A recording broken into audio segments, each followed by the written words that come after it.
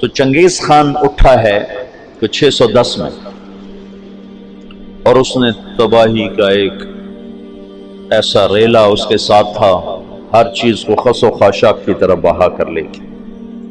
664 میں وہ مرا ہے، اس وقت اس کی عمر 73 برس تھی، 73 سال 4 مہینے۔ اس نے کوئی 25 برس حکومت کی، اور اس نے چنگیزی سلطنت کو ناقابل تسخیر بنا دیا۔ یہ دنیا کا واحد جرنیل ہے، رات بھی بتایا تھا، جس نے شخصی طور پر تنہا سب سے زیادہ فتوحات کی ہیں، اور اس کا کوئی علم عطائی تھا جنگوں کے بارے میں، ملک گیری کے بارے میں، جہاں گیری کے بارے میں اس کا علم عجب تھا۔ اس کی برق رفتاری، اس کی ذہن کی تیزی کمال درجے کی تھی۔ قبائل کو ایسے اس نے جوڑ دیا تھا، سب ایک جھنڈے تلے مختلف قبائل جمع ہو گئے تھے، اور دنیا کی ناقابل تسخیر طاقت بنے۔ اور قراقرم صحرائے گوبی میں منگولیا کے پاس ایک بڑا شہر اس نے بنایا، دارالحکومت، جو ساری دنیا کا سب سے بڑا دارالحکومت، اور ان کا بڑا نشانہ مسلمان تھے۔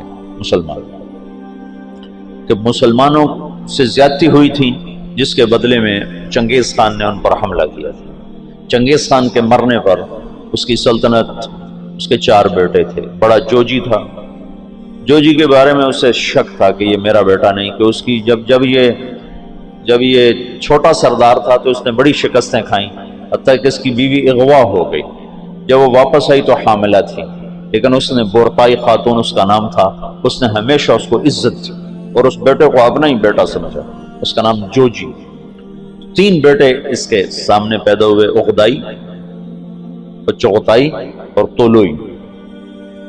تو اس نے اغدائی کو اپنا جانشین بنایا، اور جوجی کو روس کی سلطنت دی، روس کی، اور چغتائی کو اس نے منگولیا کی طرف کا اور چین کی طرف کا علاقہ دیا، اور جو طولوئی تھا اس کو یہ نیچے آذربائیجان سے نیچے ایران اور یہ شام، یہ علاقے اس نے 4 حصوں میں اس نے اپنی سلطنت کو تقسیم کیا، اور اغدائی کو سب سے بڑا سردار بنایا۔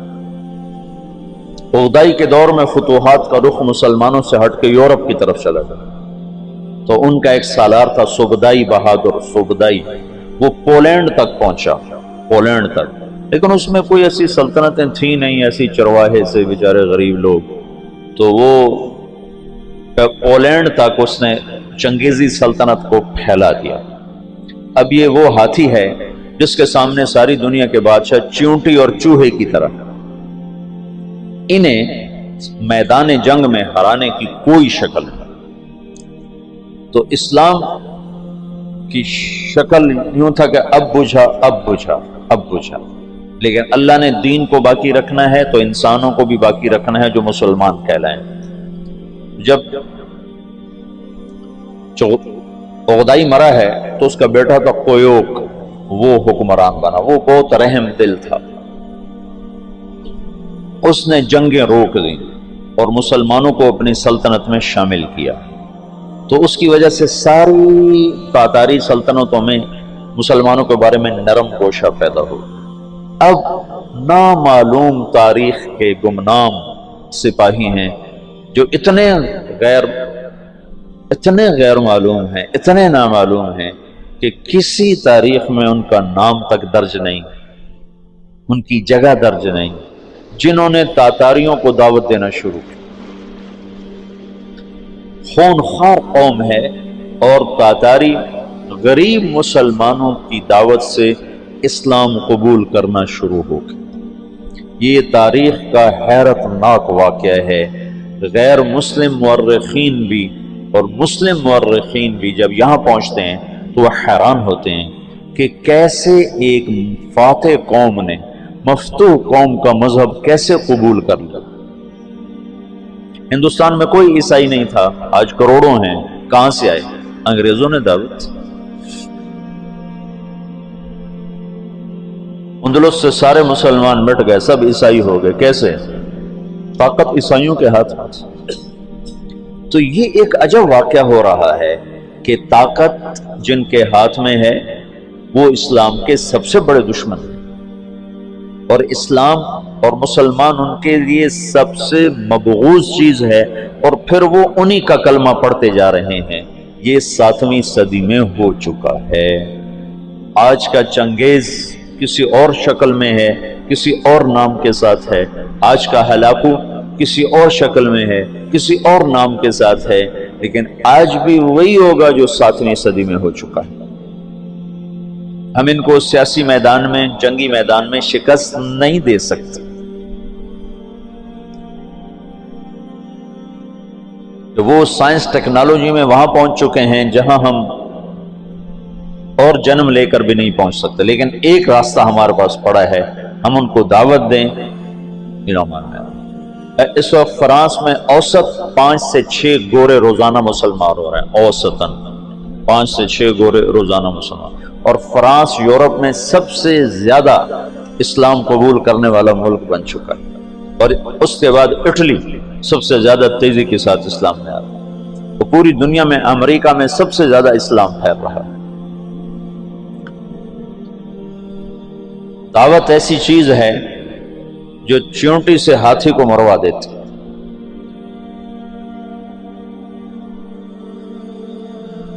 اس کی نرمی سے کچھ دل نرم ہوئے اور اسلام داخل ہونا شروع ہوا۔ تو کویوک جب مرا ہے تو اس کا بعد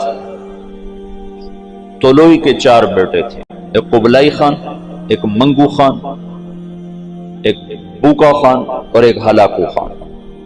تو اس وقت جوجی کا بیٹا ایباقا وہ سب سے بڑا سردار تھا تاتاریوں میں، تو انہوں نے مشورہ کیا کہ اب ہم کس کو اپنا خاقان بنائیں، تو ایباقا نے منگو خان کے بارے میں کہا کہ اس کو اپنا خاقان بناؤ۔ منگو اسلام دشمن تھا، اس کے دور میں بغداد تباہ ہوا ہے۔ جب بغداد پہ حملے کا لشکر نکلا ہے تو یہ جو مسلمان دائی تھے یہ جوجی کی نسل میں اپنا کام دکھا چکے تھے، اور جوجی کا پوتا برکا خان مسلمان ہو گیا۔ ان کی دعوت پر ایک وزیر مسلمان ہوا۔ وزیر کو جب موقع ملتا برکا خان کو اسلام کے فضائل سناتا، اس کو باتیں بڑی اچھی لگتی، پھر وہ پوچھتا تمہیں یہ باتیں کون بتاتا ہے، تو پھر وہ بڑے مناسب طریقے سے کہتا کہ یہ مسلمانوں کا دین ہے، یہ مسلمان بتاتے ہیں۔ پھر اس نے کہا مجھے مسلمانوں کا کوئی وفد ملاؤ۔ پھر ایک وفد اس سے ملا، انہوں نے اسلام کی دعوت دی، اسلام کے بنیادی اصول بتائے، تو برکا خان مسلمان ہوا۔ روس آج بھی دنیا کی سب سے بڑی سلطنت ہے، اس وقت بھی روس بہت بڑی سلطنت تھا، تو جتنا روسی مغل تھا اور چنگیزی تھا وہ برکا خان کی برکت سے سارے کا سارا مسلمان ہو گیا۔ کوئی تلوار نہیں۔ ہلاکو جس نے بغداد کو تہ تیغ کر کے رکھ دیا، 15 لاکھ آدمی ذبح کر دیا۔ 658 میں پھر اس نے مصر پہ چڑھے، اس دوران حلب، شام، دمشق کو اس نے اینٹ سے اینٹ بجا دیا۔ پھر 658 میں وہ دمشق مصر کی طرف حملہ آور ہوا۔ تو مصر پر اور ہندوستان پر، حالانکہ یہ دونوں ملک کے لوگ کو اتنے دلیر نہیں تھے جتنے کہ شام، عراق، یہ جو جنگجو قومیں تو یہاں تھی، عرب اور مصر تو مخلوط قوم تھی، ہندوستان مخلوط قومیں تھیں، لیکن کوئی اللہ کی قدرت ہے، نہ ہندوستان پہ مغل حاوی ہو سکے نہ مصر پہ حاوی ہو سکے۔ دونوں جگہ ہندوستان والوں نے تو طاقت سے، اور اللہ کی مدد تو دونوں کے ساتھ تھی، اور مصر والوں نے سیاست سے۔ 658 میں ہلاکو خان نے مصر پہ حملے کے لیے فوج نکالی تو اس کا بھائی منگو خان مر گیا۔ منگو کے مرنے پر یہ قانون تھا کہ جو تاتاری جہاں پر ہے، جب خاقان اعظم مر جائے تو سب قراقرم پہنچیں تاکہ اگلے خان کا انتخاب کیا جا سکے، اگلے خاقان کا انتخاب کیا جا سکے۔ تو وہ وہاں سے نکلا، تو اس کی بیوی تھی وہ عیسائی ہو چکی تھی، دوقوزہ، اور اس کا سالار تھا کتبوغا، وہ بھی عیسائی ہو چکا تھا۔ وہ مسلمانوں پر بہت ظلم اٹھاتے تھے، بہت ظلم اٹھاتے تھے، اور ان دونوں نے بڑی کوشش کی کہ ہلاکو خان عیسائی ہو جائے، لیکن وہ عیسائی نہیں ہوا۔ تو انہوں نے اس کی منت کی کہ تم واپس نہ جاؤ، مصر کو فتح کر لو۔ وہ تو مر گیا، اب تو پہنچ بھی نہیں سکتے ہیں، تو تم بعد میں جانا، پہلے مصر فتح کرو۔ اس نے کہا نہیں، یہ چنگیز خان کا قانون ہے، میں اسے پورا کروں۔ اور اس نے ایک لشکر کا حصہ شام میں چھوڑا، فلسطین میں، اور 2 حصے لے کر وہ واپس چلا گیا قراقرم کی طرف۔ تو اس موقع سے فائدہ اٹھا کر مصر والوں نے خود حملہ کر دیا۔ تو عین جالوت پر 658 میں رمضان میں یہ جنگ لڑی گئی، اور 40 سال کے بعد مسلمانوں کو پہلی فتح نصیب ہوئی۔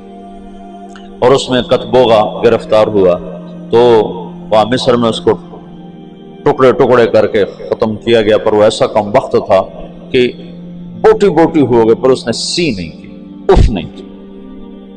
انہوں نے کہا کیا تاتاری عورتوں نے بچے جننے بند کر دیے جو میرا کوئی بدلہ نہ لے گا؟ میرا بدلہ لینے والے ضرور آئیں گے، لیکن اللہ نے وہ موقع نہ دیا۔ برقع خان ایمان لا چکا ہے۔ جب ہلاکو چلا ہے، وہ قراقرم کے قرولتائی اس کو کہتے تھے، قرولتائی کانفرنس، اس کانفرنس کے لیے چلا ہے، تو اس وقت قبلائی طولوئی کے 4 بیٹے تھے، تو منگو بنا تھا، تو منگو کی جگہ بوقا خان موجود تھا قراقرم میں، وہ خود ہی خاقان بن گیا۔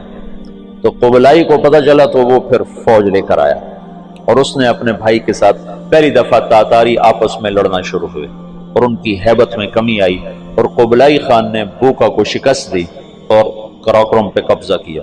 پھر ان بھائیوں میں آپس میں بہت لڑائیاں ہوتی رہیں تخت کے لیے۔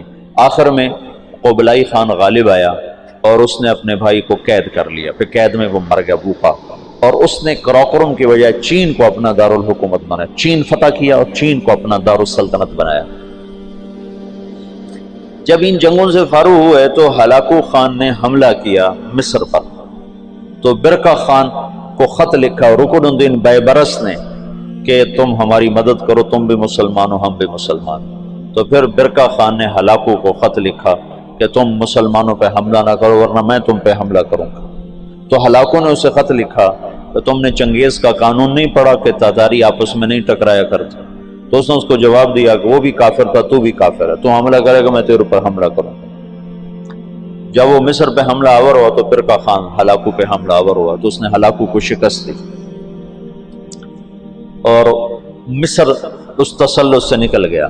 پھر ان دونوں بھائیوں کی، چچا زاد بھائیوں کے آپس میں لڑائیاں ہوئیں، جس میں ہلاکو کو آخر میں شکست ہوئی، اور اس غم سے وہ بھی 42 سال کی عمر میں فالج کے مرض سے مر گیا۔ اس کا پوتا ہلاکو کا پوتا نکودار اس کا نام تھا، پہلے وہ عیسائی ہوا، عیسائی، اور اس نے اپنا نام نکودار رکھا۔ یہ نکودار خاقانی نام نہیں ہے، لیکن بعد میں اللہ نے اس کو اسلام کی دولت دی تو مسلمان ہو کر اس نے نام احمد خان رکھا۔ ہلاکو کی نسل میں اسلام داخل ہو گیا۔